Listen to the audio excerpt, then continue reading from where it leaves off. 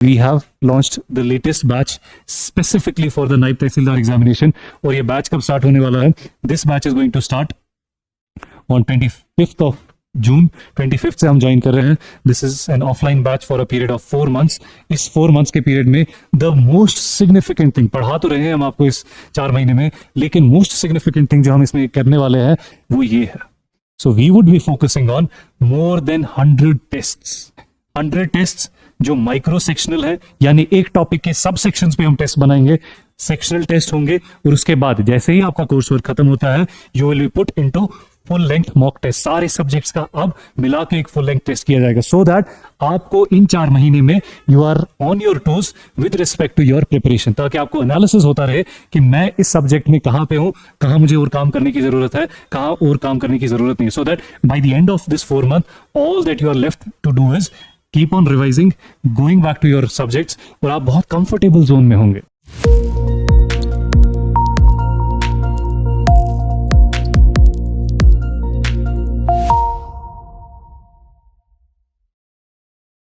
Welcome to all the aspirants for another video on the explanatory series.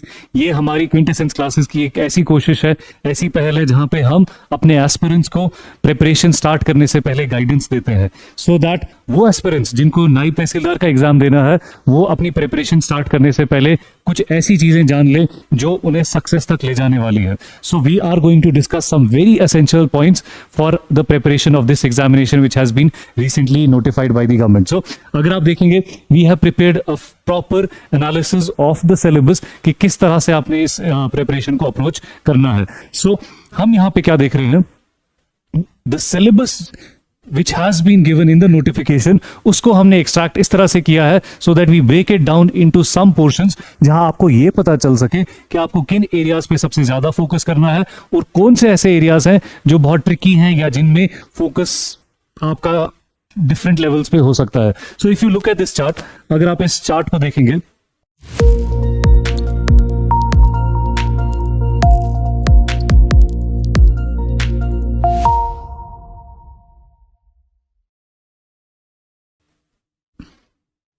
तो हमें यहां पे क्या दिख रहा है, we have divided this syllabus into different aspects. सबसे पहला सेगमेंट जो हम डिफाइन करने वाले हैं that is Jammu and Kashmir की general knowledge. Now this is a portion which gets a very good number of questions. ये वो पोर्शन है जहां पे आपको तकरीबन 24 मार्क्स हैं जो आप स्कोर कर सकते हैं, और यहां पे जो आपको टाइम स्पेंड करना है it is very high proportion of time जो आपको यहाँ पे स्पेंड करना है in terms of your preparation. उसके बाद जो दूसरा सेगमेंट है हमारा दैट इज कंप्यूटर्स और साथ में reasoning, again very important. Almost यहाँ पे आपको अराउंड 36 स्कोरिंग मार्क्स हैं आपके. So that means the amount of time, the number of hours जो आपको यहाँ स्पेंड करने हैं वो भी सबसे अच्छे होने चाहिए.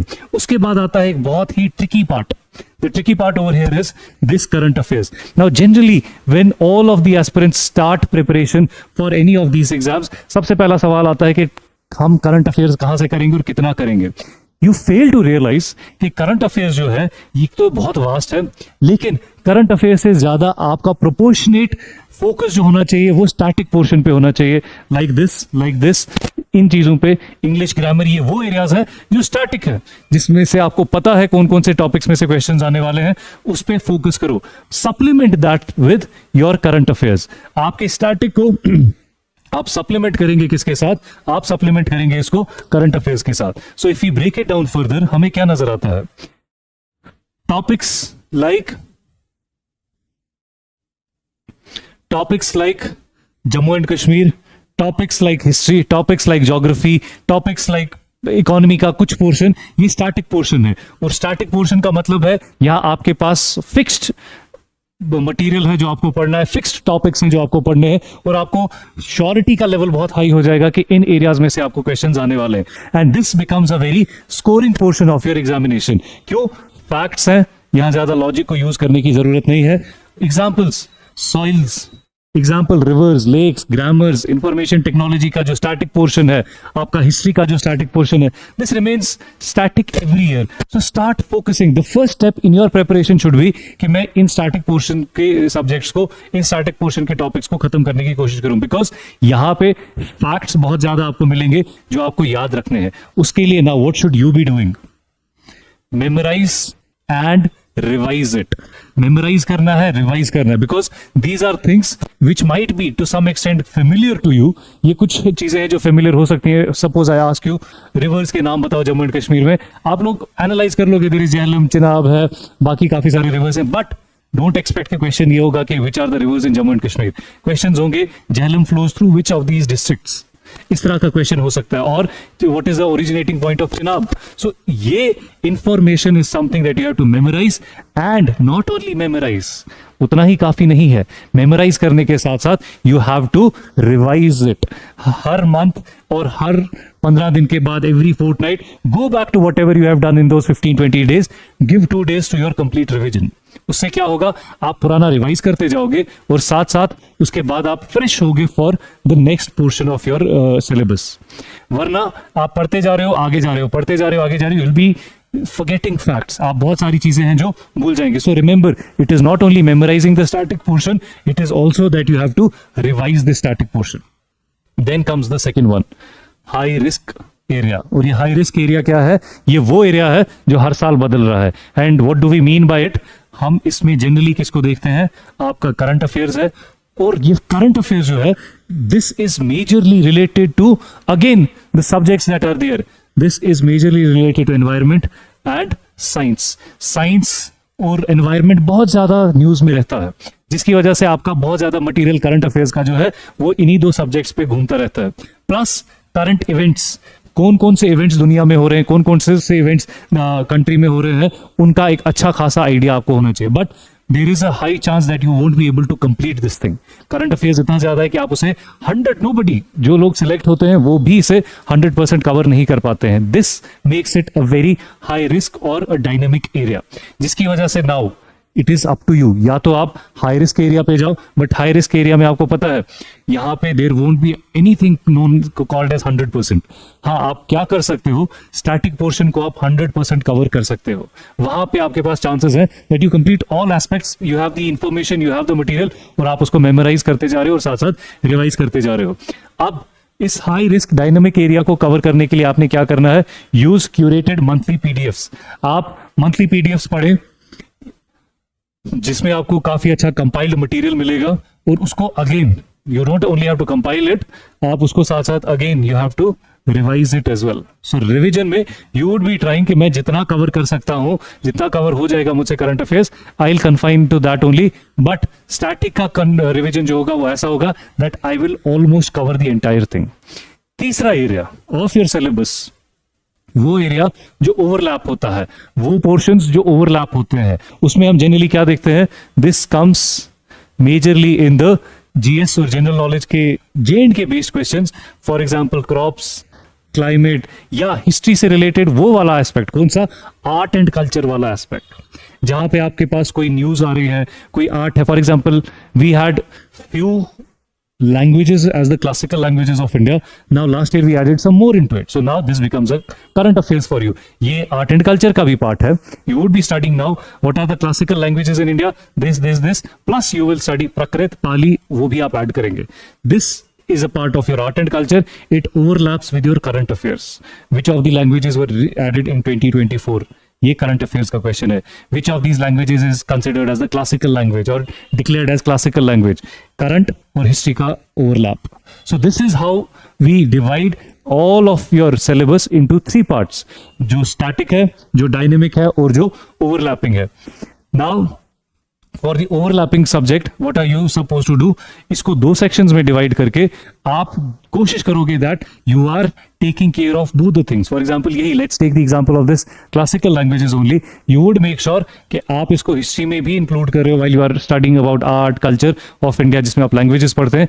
Plus you would also make sure कि आप वहां पे ये भी पॉइंट याद रखेंगे that this language was added in 2024. The most recent languages added as the classical list. So इस तरह से आपको ये चीज याद रहेगी. And if you prepare soils, crops, reverse smartly, और हिटिंग 3 सेक्शंस. क्या क्या कवर कर रहे हो आप इन 3 इंपॉर्टेंट एरिया से? आप क्या क्या कवर कर रहे हैं?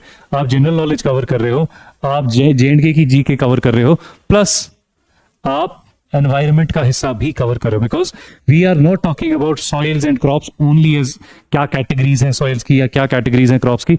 We are talking about a holistic information about it. For example, आप सॉइल्स पे पढ़ते हो, करेवास के बारे में पढ़ते हो, so you should be knowing the fact कि सैफरॉन के अलावा भी ये किस चीज में यूज होती है, ये सॉइल किस चीज के लिए बेनिफिशियल है. या जब आप क्रॉप्स पढ़ते हैं, you would have an idea कि किस तरह की सॉइल्स में किस तरह की क्रॉप्स को ग्रो कराया जाता है. This is how you approach your subjects holistically. और इस तरह से पढ़ोगे तो आप बहुत अच्छी प्रिपरेशन करोगे. इफ यू गो लाइक, हाँ मुझे पता है करेवास सैफरन, तो मुझे ये टॉपिक आ जाता है, सॉइल्स आ जाता है.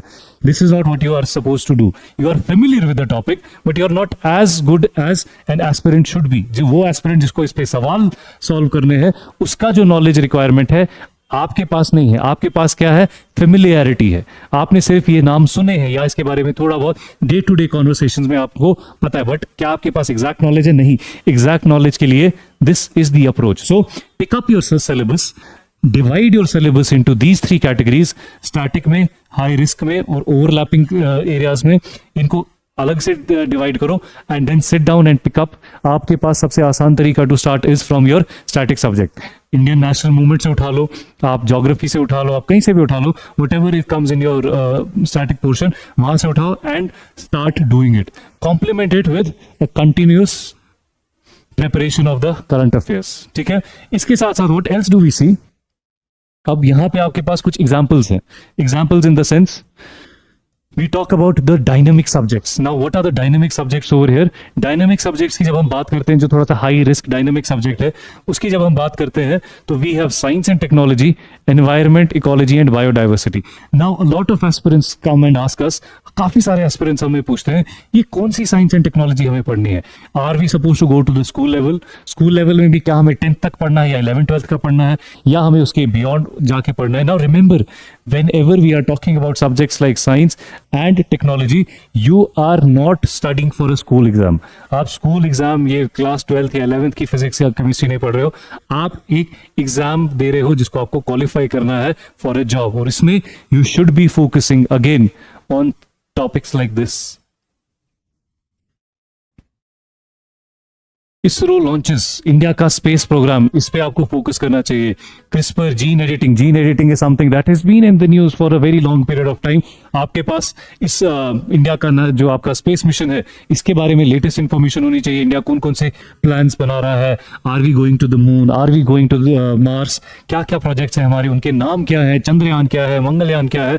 ये चीजें आपको पता होनी चाहिए. And then what has been in this news from this point onwards, वो आपको पता होना चाहिए. उसी तरह से 5G टेक्नोलॉजी के बारे में बेसिक्स, ये कौन सी फ्रीक्वेंसी पे चलती है, इसका और AI का क्या कनेक्शन हो सकता है, इंटरनेट ऑफ थिंग्स क्या होता है, आपके पास क्रिप्टोस है वो क्या होते हैं. So everything related to this 5G technology very significant. Then nuclear treaties, we have been talking about nuclear war, nuclear weapon. So this is a part of science as well. So वो पढ़ना है आपने.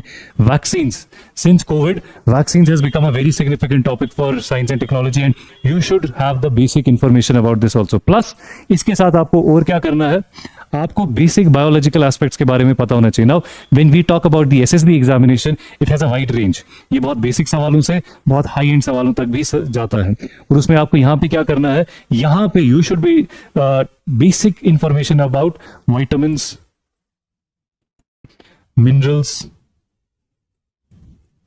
और हम school level में पढ़ते हैं deficiency of vitamins and the disease that is caused by the deficiency of these vitamins. ये आपको पता होनी चाहिए. ये छोटी छोटी चीजें हैं जो आपको पता होनी चाहिए with respect to biology. Plus whatever is here, it is totally based on your current affairs. आपसे अगर इसरो पे या इंडिया के स्पेस मिशन पे क्वेश्चन होगा, so it would be about something that has happened in this year, और ज्यादा से ज्यादा 2024 2023 में. ये 1990s में क्या हो रहा है वो नहीं पूछेंगे. Now you need to understand something. जैसे देयर इज रिसेंटली अभी हम देख रहे हैं इसरो की लॉन्चेस में that India is planning to send human being to space, हमारा प्लान है मार्स पे जाने का, हमारा प्लान है that we would send a human mission to moon. सो ये सारी चीजों को पता होना चाहिए, आपको पता होनी चाहिए इनकी इंफॉर्मेशन। और इससे रिलेटेड थोड़ा सा background, was the first Indian to go into space, ये बेसिकली पता होना चाहिए। राकेश शर्मा का नाम आपको पता होना चाहिए। छोटी छोटी चीजें हैं जो आपको फोकस करनी है।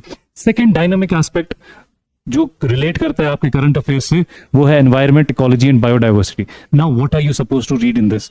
You are suppose to read protected areas क्या होते हैं, कम से कम at least you should know about the protected areas की कैटेगरीज, और इनके साथ साथ आपको पता होना चाहिए कैटेगरीज के साथ साथ जम्मू एंड कश्मीर में कौन कौन से प्रोटेक्टेड एरियाज मिलते हैं।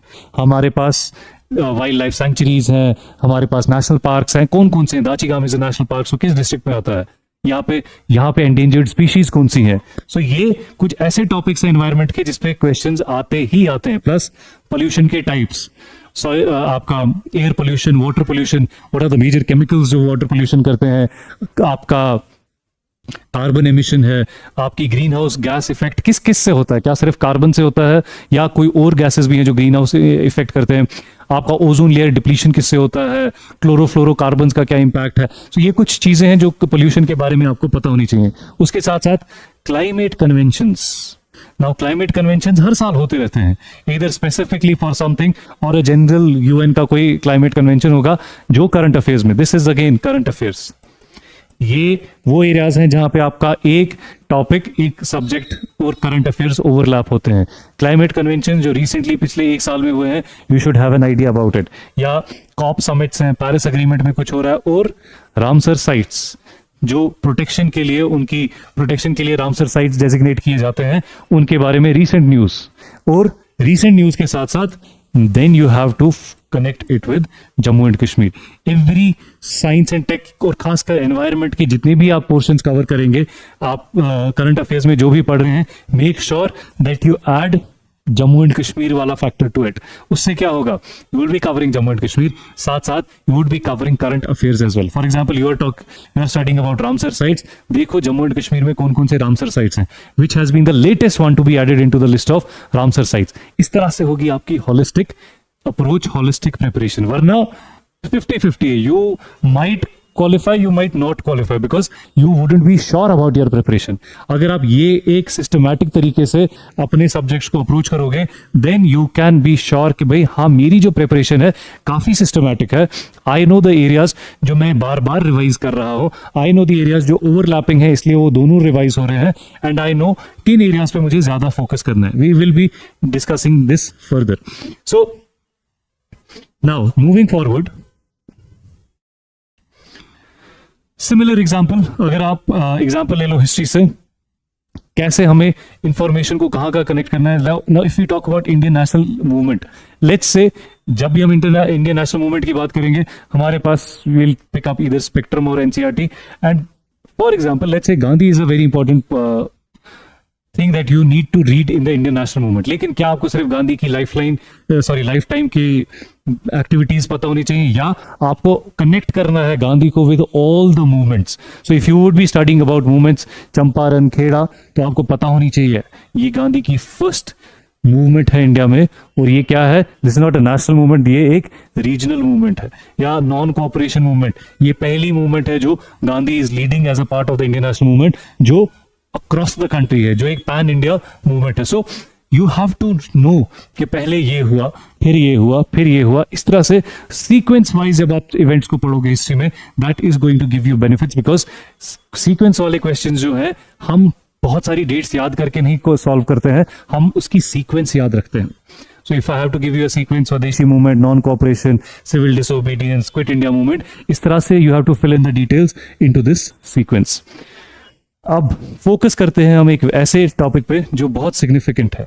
बट प्रॉब्लम क्या है इस टॉपिक के साथ, that since you are familiar, again I am coming back to what I was discussing, that since you are familiar with this topic, आपको लगता है कि हमने क्या क्या कर दिया है कि ये हमें आता है, ठीक है, क्योंकि आप फेमिलियर हो। For example you are from Shopian district, और you are from Baramulla district, और you are from Udhampur district, तो आपको लगेगा अरे मुझे तो सारा पता है, ये उधमपुर है, इसमें ये मेजर साइट्स ये है, ये रिवर फ्लो करता है, but examiner is not going to ask only about your district, it is going to ask about the other 19 districts as well. So आपको J&K से फेमिलियरिटी नहीं लानी है, J&K से आपको नॉलेज निकाल के लानी है। दिस इज समथिंग जो बहुत सिग्निफिकेंट है, लेकिन अक्सर students because of this familiarity इस पे सबसे कम टाइम देते हैं। और इसमें किन एरियाज पे आपको फोकस करना चाहिए? सबसे पहले, now this is your constitution. अगर आप पुराने नायब तहसीलदार के एग्जाम पे जाओगे, वहां पे एक टॉपिक था constitution of Jammu and Kashmir. ना वो नहीं है, लेकिन इक्विवेलेंट वैल्यू वाला जो टॉपिक हमारे पास है वो क्या है? The reorganisation act 2019। Reorganisation act आपको क्या देता है? What kind of a UT are we? क्या हमारा दिल्ली मॉडल है, क्या हमारा चंडीगढ़ मॉडल है, क्या हमारा पांडिचेरी मॉडल है? कहां से आंसर निकलेगा? Reorganisation act. एलजी के पावर्स, बाइफर्केशन कैसे किया हमने बिटवीन J&K एंड लद्दाख। सो ये सारी चीजें आपको कहां से मिलने वाली? हमारी असेंबली है या नहीं है? असेंबली का टाइम पीरियड कितना है? 6 साल है कि 5 साल है? आपके सीएम के पावर्स, एलजी के powers, all these things, where do you find this? J&K reorganisation act. So this becomes a very significant point for Jammu and Kashmir. If you are looking for कि मैं J&K की जनरल नॉलेज कहां से शुरू करूं, you can start from here also. ठीक है। उसके बाद Panchayati Raj act. Again we have seen panchayat elections, we will be seeing them very soon. So Panchayati Raj ये मेंशन्ड है आपके एग्जाम में, आपके सिलेबस में। So it is a important thing. Powers of DDC, powers panchayat के, सरपंच के, ये सारी चीजें आपको कितने 3 टियर है हमारे पास, 2 टियर सिस्टम है, हमें कैसा सिस्टम मिलता है? Again this is your area to focus on. Then lakes and rivers, again very important. यहां पे आप क्या क्या हिट कर रहे हो? You are completing, you are focusing on Jammu and Kashmir. इसके साथ साथ आप J&K भी कवर करोगे, आप ज्योग्राफी भी कवर करोगे, आप जनरल नॉलेज के और करंट अफेयर्स का हो सकता है इससे रिलेटेड कोई क्वेश्चंस हो, वो भी आप कवर करोगे। सो यहां से आप मल्टीपल एरियाज को कवर करने की कोशिश कर रहे हो। ये सारा आपको पता होना चाहिए। And focus on doing these rivers और आपकी जो लेक्स हैं इनको मैप पे लोकेट करने की कोशिश करो। ये विजुअलाइजेशन जो आप करते हो, विजुअल मेमोरी भी कभी कभी एग्जाम में बहुत ज्यादा सिग्निफिकेंटली हेल्प करती है। देन कल्चर में आपके पास क्या है? आप यात्राज के बारे में बात करेंगे, आप हैंडीक्राफ्ट के बारे में बात करेंगे, आप यहाँ पे परफॉर्मिंग आर्ट्स के बारे में बात करेंगे। So you have to focus on these areas with respect to culture. फिर टूरिज्म, ये मेजर टूरिस्ट साइट्स हमारे, इनकी लोकेशन पे सवाल, इनकी लोकेशन या ये किस किस नाम से जाने जाते हैं। These are the 2 areas which you should be focusing on. Plus history तो आप पढ़ेंगे ही, साथ में डिटेल हिस्ट्री पढ़ेंगे आप जम्मू एंड कश्मीर की। So that is where you would be scoring points, because हम जितने भी सवाल देखते हैं हिस्ट्री के, उसमें इट इज रफली 50% क्वेश्चन हमें मिलते हैं जम्मू एंड कश्मीर की हिस्ट्री से। और जम्मू एंड कश्मीर की हिस्ट्री की जब हम बात करते हैं, so the area of focus is on architecture, that includes your palaces, your forts. ये सारी चीजें हैं आपको जो जम्मू एंड कश्मीर की हिस्ट्री में बहुत फोकस करना है। ठीक है। Moving forward, what else have we there to discuss? अब आता है सबसे क्रिटिकल सब्जेक्ट। इस पे प्रोटेस्ट भी है, इस पे लोगों की रिजर्वेशंस भी है कि होना चाहिए या नहीं होना चाहिए, but it is still there. अभी तक तो है, आगे मे बी एग्जाम के आसपास may be there are changes, but we still can not ignore this subject, because कल को जब आप नायब तहसीलदार बन भी जाओगे, you would still be encountering the same documents written in Urdu. So this is a subject जो आपको आना ही चाहिए। उर्दू, बिकॉज ये क्वालिफाइंग पेपर है, so ये एक साइलेंट एलिमिनेटर है। यहां पे भी प्रॉब्लम क्या है? ये वही जम्मू एंड कश्मीर वाला इशू यहां पे भी है। जम्मू एंड कश्मीर में आपको फेमिलियरिटी थी जो आपको बता रही थी मुझे सब आता है। Similarly with respect to this Urdu subject, यहां पे प्रॉब्लम क्या है? यहां पे प्रॉब्लम है आई नो उर्दू, क्योंकि मैं बात कर रहा हूं उर्दू में, और ये तो बस क्वालिफाइंग पेपर है। क्वालिफाइंग पेपर का क्या मतलब है? ये डिस्क्वालीफाई भी करता है। सो देयर आर चांसेस, आपने जीएस बहुत ज्यादा पढ़ा है, आपका जीएस का स्कोर भी बहुत ज्यादा अच्छा है, बट यहां पे आप डिस्क्वालीफाई हो रहे हो। सो डिस्क्वालीफाई नहीं होना है, आपने क्वालिफाई करना है। स्कोर क्वालिफाई करने के लिए you need to understand that just because I am speaking Urdu, सिर्फ इसलिए क्योंकि मैं उर्दू में बात कर रहा हूं, तो मुझे उतनी ही रवानगी में ये लिखनी भी आएगी, वो जरूरी नहीं है. So you need to work on this language. आपके पास ये लैंग्वेज पे काम करना बहुत जरूरी है. अब आप यहाँ पे डिलेमा में होंगे, क्या ये सब्जेक्ट रहेगा या नहीं रहेगा. सो क्या मुझे इस पे फोकस करना चाहिए या नहीं करना चाहिए. My answer to your question would be कि you should be working on this language from right now. Day 1 से आपको इस पे काम करने की जरूरत है. What are you gaining out of it, ये एग्जाम का हिस्सा रहता है. So you have to write, यहाँ पे आपको एग्जाम देना है. ये एग्जाम में से हट जाता है, you still are developing a skill. आप कम से कम अपनी जुबान ठीक कर रहे हो. और कल को जब आप नायब तहसीलदार बन जाएंगे, you would still have to see a lot of documents in this language. You are not losing anything. अगर आप वेट करोगे कि पहले हम देखेंगे कि उर्दू हटेगा या रहेगा, उसके बाद हम प्रिपेयर करेंगे, हाँ आप ये कर सकते हो if you are very good in Urdu writing, लेकिन वो जनरली हम नहीं होते हैं. आप अगर वेट करेंगे कि आई वेट जब तक इस पे कुछ डिसाइड होता है, you will be losing time. हो सकता है उसके बाद आपको बहुत कम टाइम मिले, या ये एग्जाम से 15-20 दिन पहले ही डिसाइड हो कि ये हमें नहीं रखना है या ये हमें रखना है. So you would be losing a lot of time. इसीलिए my suggestion to all the aspirants would be start preparing for your Urdu paper. Now how do you do that? That is something that we have to understand कि ये Urdu paper करना कैसे है. Urdu paper करने के लिए बहुत आसान तरीका है. What is the way to do it? Start reading a newspaper.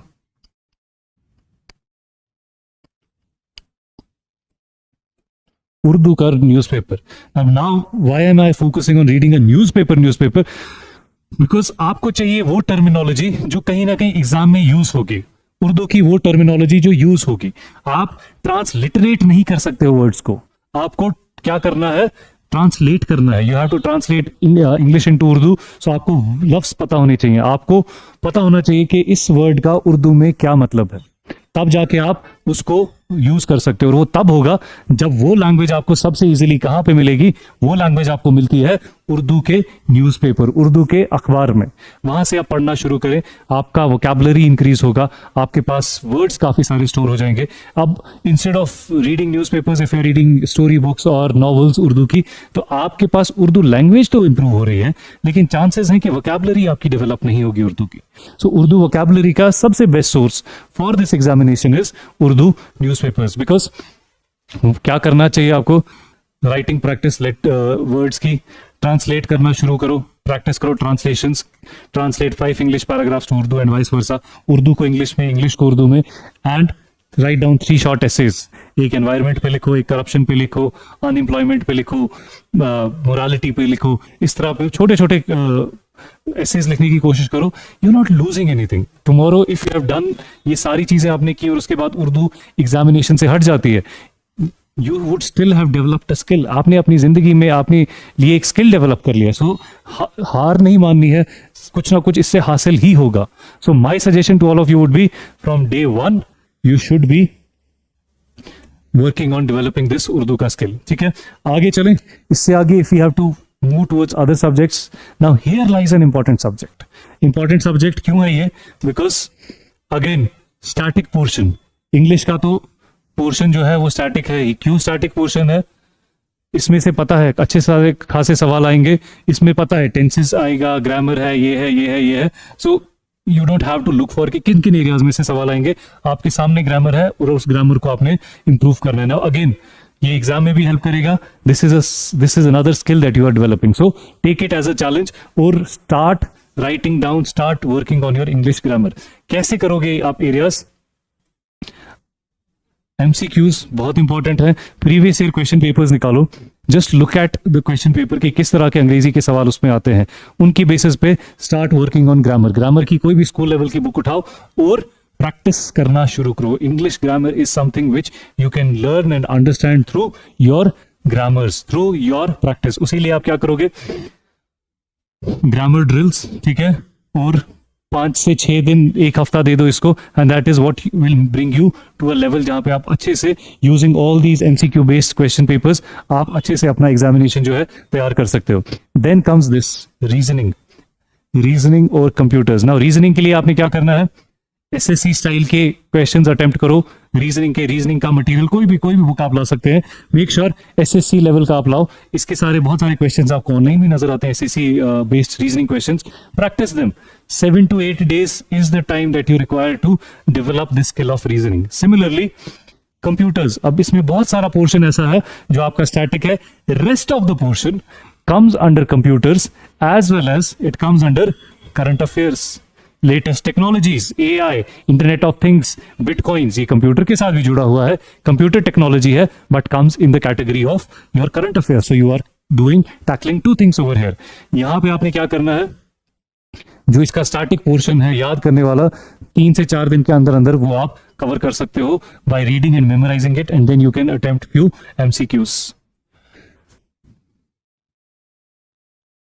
अब बात करते हैं एक और इंपॉर्टेंट एस्पेक्ट की, और वो इंपॉर्टेंट एस्पेक्ट क्या है, जो आप मिस्टेक्स करते हैं. मिस्टेक्स ड्यूरिंग द एग्जामिनेशन से ज्यादा इंपॉर्टेंट है वो मिस्टेक्स को हाईलाइट करना या वो मिस्टेक्स को पहचानना जो आप एग्जाम की प्रिपरेशन के टाइम पे कर रहे हैं. So what is the first mistake that you are doing? सबसे पहली मिस्टेक,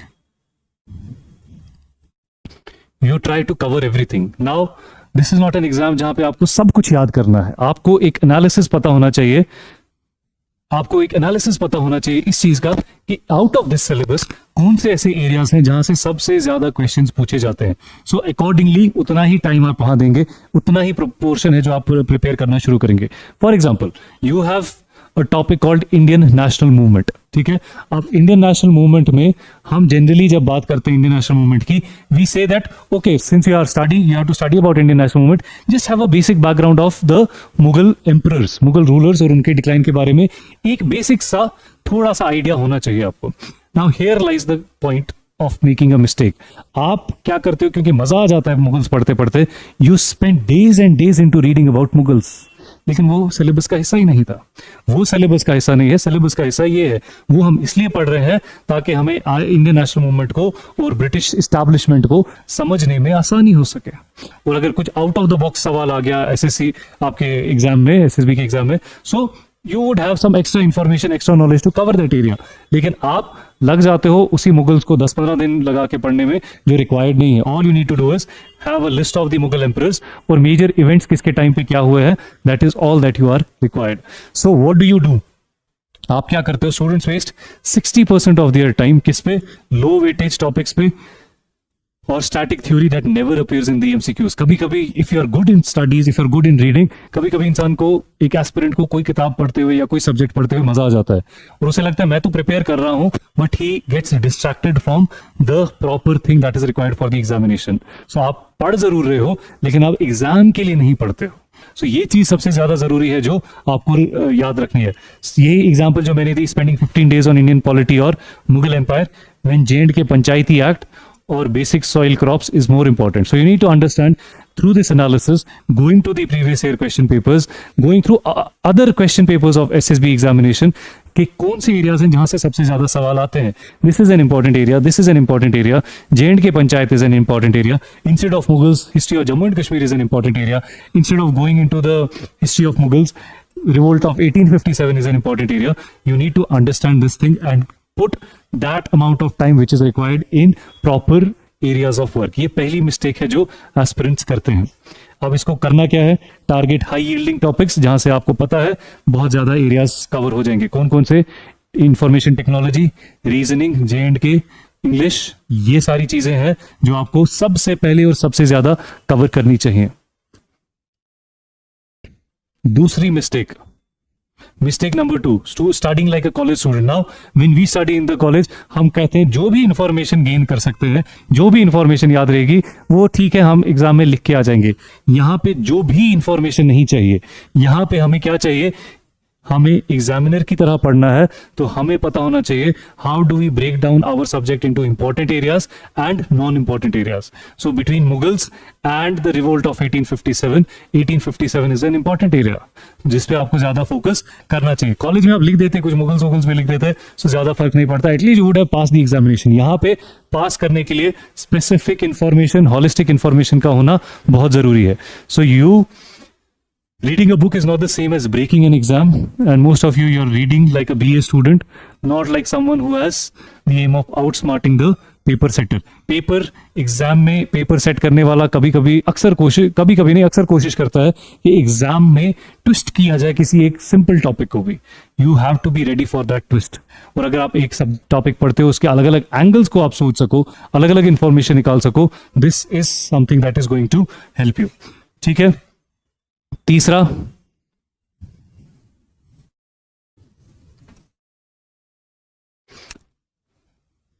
छोटी सी एग्जांपल इसी पहले मिस्टेक की। हम अक्सर पढ़ते हैं karewa soils is very good for saffron, लेकिन आप एग्जाम में देखोगे करेवा पे क्वेश्चन तो आया है but there is no saffron over here. So now you have to understand karewa जब आप पढ़ रहे हो, इट इज नॉट ओनली कि आप रखोगे करेवा एंड सैफरन याद, you need to understand karewa quality soil है और ये किस किस और चीज के लिए यूज की जाती है। सो यहां से आपको होलिस्टिक अप्रोच समझना बहुत जरूरी है फॉर योर एग्जामिनेशन। सिमिलरली आगे अगर हम चलें, what is the mistake? Blindly copying topper strategy. Now remember, you have to have your own strategy. You have to have your own ideas कि आपको किस तरह से पढ़ना है, आपको कौन से सब्जेक्ट्स हैं जो आपके बहुत स्ट्रांग हैं, कौन से सब्जेक्ट्स हैं जो आपके बहुत वीक हैं। आप अपने हिसाब से अपनी स्ट्रैटेजी बनाओ। This is something that we have been discussing. हम सेमिनार्स में भी, हम क्लासेस में भी बोलते हैं, everyone has to have his own strategy. आप कितने आवर्स देते हो 24 आवर्स में, आप कब वो आपके सबसे ज्यादा कॉन्सेंट्रेशन वाले आवर्स होते हैं, तब आपने पढ़ना है। आप रात में पढ़ते हो या दिन में पढ़ते हो, ये आपने डिसाइड करना है। This is something that you have to decide your own strategy. The idea is that using this strategy of your own, you should be yielding the maximum out of the 24 hours.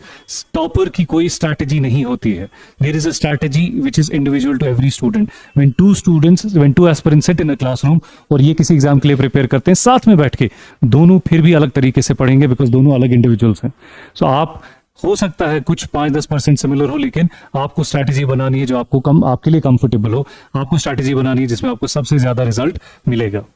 उसके बाद next important thing, जो सबसे important चीज है जो आप mistake करते हो, कंफ्यूजिंग, जो मैं आपको स्टार्ट से बता रहा हूं, confusing syllabus familiarity with readiness. Because you know about Jammu and Kashmir a little, because you know there is Jhelum, there is Chenab, there is Kishan Ganga, that doesn't mean आपको इनके बारे में सारी information है। So don't confuse your familiarity with exam readiness, because ये चीज बहुत लोगों को डुबाती है।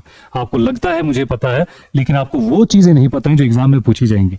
So even if you know about Srinagar, go and read about it. Even if you know about your district, open the official website of your district, read about it. If you know about the river system, read about it. आपको पता है Himalayan state है हम, ये आपको पता होना चाहिए हिमालय के कौन से, हम ग्रेटर हिमालयाज में आते हैं, लेसर हिमालयाज में आते हैं, कहाँ पे आते हैं।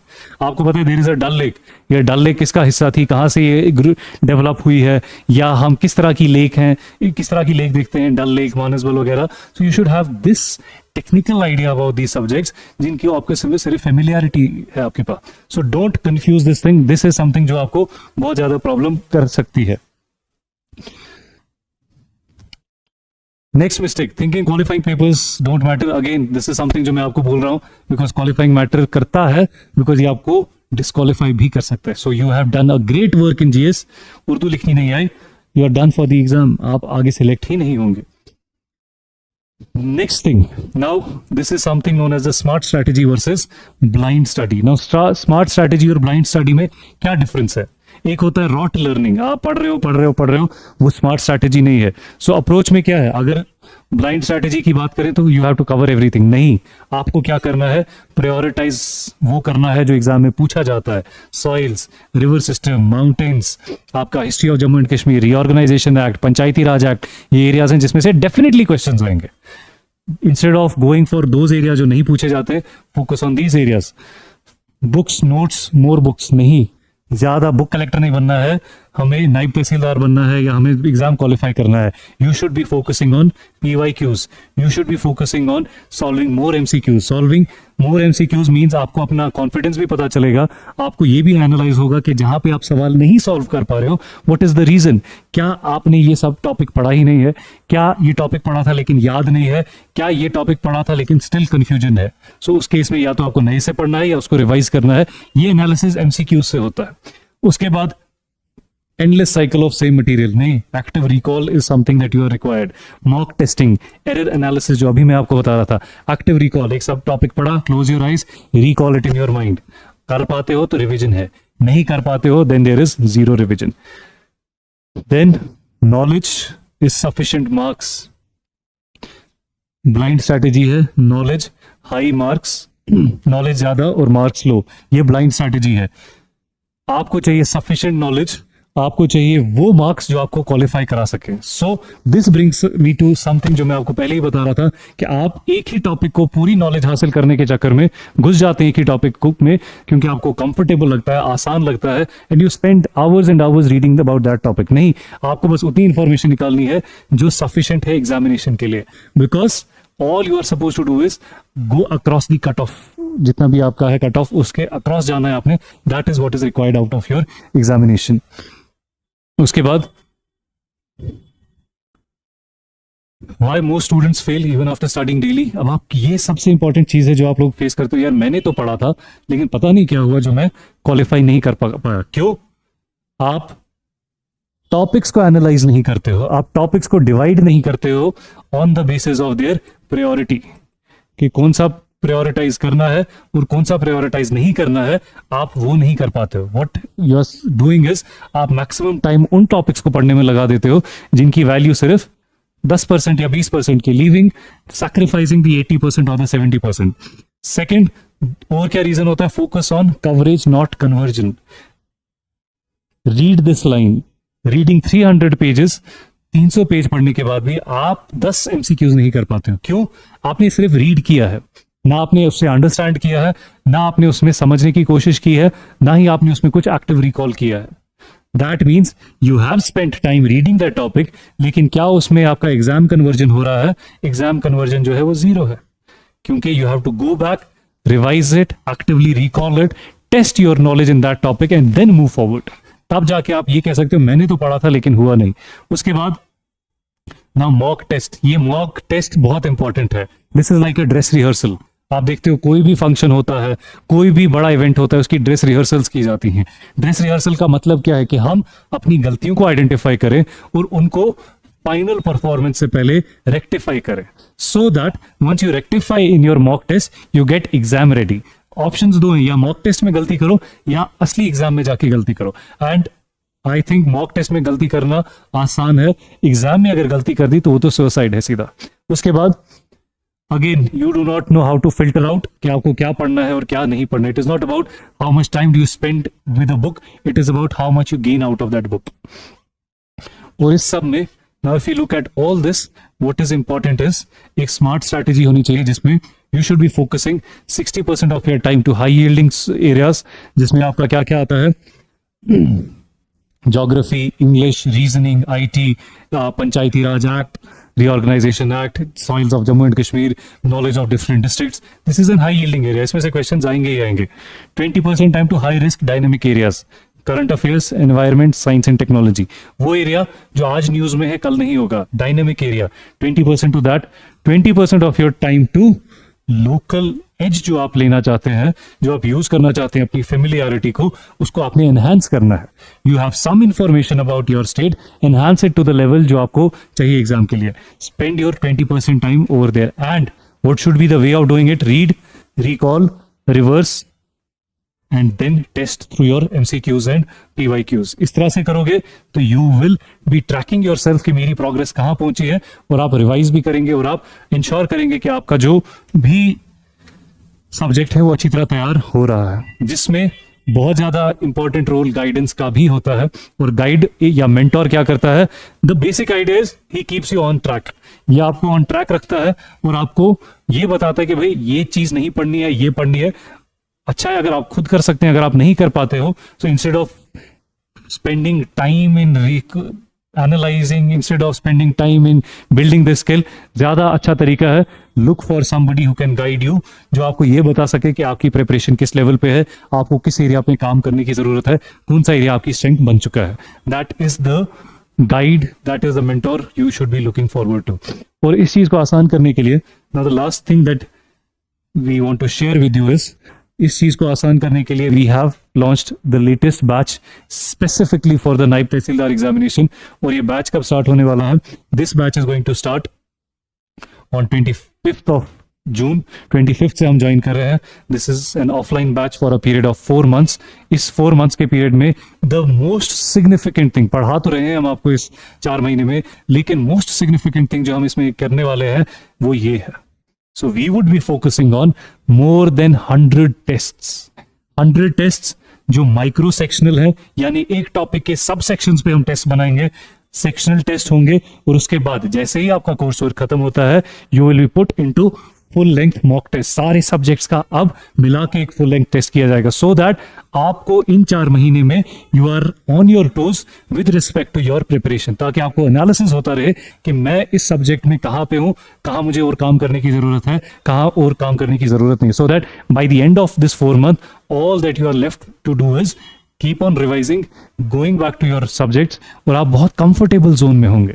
जब आप इस कंफर्टेबल जोन में रह के एग्जाम देंगे, chances of making silly mistakes in the examination, वो हम अलग से किसी वीडियो में डिस्कस करेंगे कि वो मिस्टेक्स क्या क्या होती हैं जो आप एग्जाम में करते हैं या प्रिपरेशन में करते हैं. वो सिली मिस्टेक्स आप नहीं करेंगे, बहुत कंफर्टेबल रह के आप एग्जाम देंगे. When you give your papers in a very comfortable zone, chances of scoring marks become higher. So उसके लिए ये इंपॉर्टेंट टॉपिक है, ये इंपॉर्टेंट इन्फॉर्मेशन है आपके लिए. Gate enrolled, this is starting on the 25th of June, and इसमें आपको कोर्स वर्क के साथ साथ you will get exam aligned content भी मिलेगा, डाउट क्लियरिंग सेशंस भी हैं, constant mentoring भी मिलेगी. So this would be a very important opportunity for all of you to make sure कि by the time this exam is conducted by the SSB, आप इस exam के लिए fully prepared होंगे. So best of luck to all the aspirants, and I hope ये छोटा सा analysis आपको हेल्प करेगा. Even if you're going for self study, ये आपको हेल्प करेगा in analyzing your syllabus and picking up your starting point, जहां से आप फिर अपनी प्रिपरेशन को ग्रेजुअली आगे आगे आगे लेके चलेंगे. So that is all from our side, and best of luck for your preparation.